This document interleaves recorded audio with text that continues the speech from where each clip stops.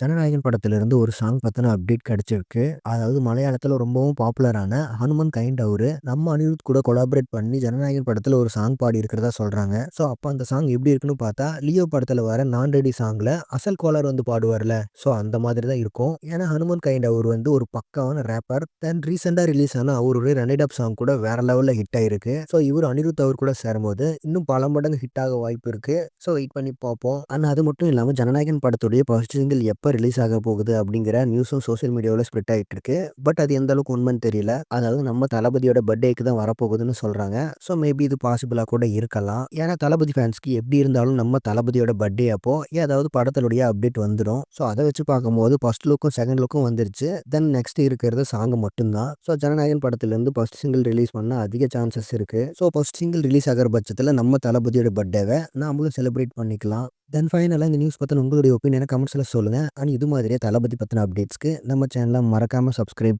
பண்ணுங்க. Thank you friends.